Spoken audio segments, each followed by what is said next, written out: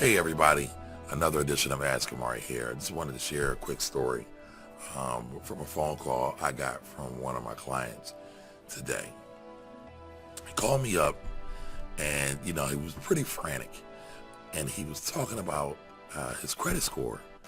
And so, I was trying to get it out of him and figure out what was going on. But he says, his credit score has been about 750 for the last 6 months or so. And he couldn't figure out for the life of him why he can't get it up higher. He said his ultimate goal is to have above 800. And I says, well, why? I said, are you buying anything? And he said, no. He said he just wanted to have 800. He wanted to have the best possible score. And, I began to tell him that, I'm no credit expert, but, the credit score that he currently has definitely puts him in the upper echelon of, interest rates for any loans that he would get. So he would get a preferable interest rate with a 750 or higher credit score. Again, I am not an expert on credit. Actually, I think credit is very much overrated.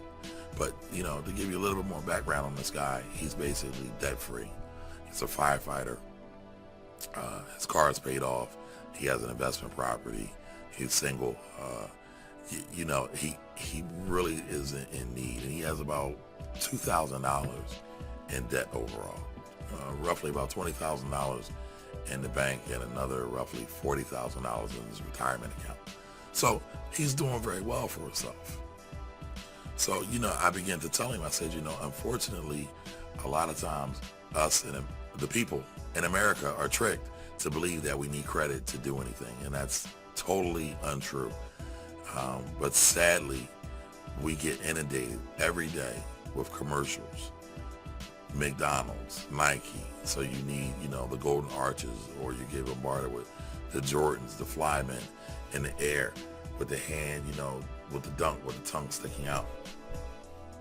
And, I just wonder, what's all this for? But then when you really sit back and you really think about this, the U.S. economy runs off of consumer spending.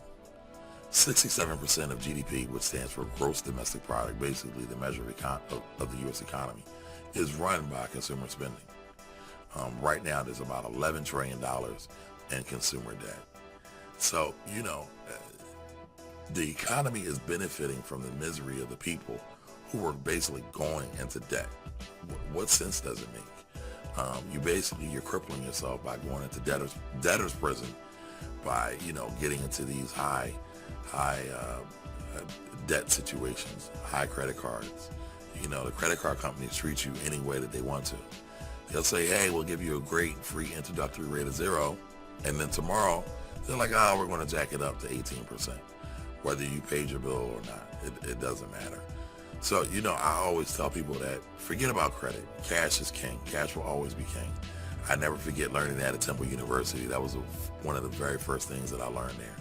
Cash is king. If you want to go buy something, you always get a discount if you have cash. Imagine if you go to buy a piece of real estate and you say, hey, I have cash and I want to do a quick close. 9 times out of 10, you might be able to get a lower discounted rate.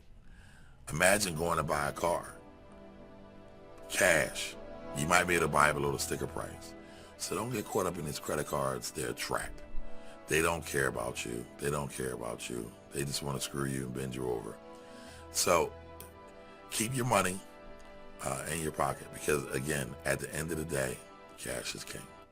So long. Until the next time, I'm Kamari Ellis. If you have any questions about money, look over there, click the microphone and leave me a message about whatever money questions you may have. Until the next time, stay productive, profitable, and prosperous. So long.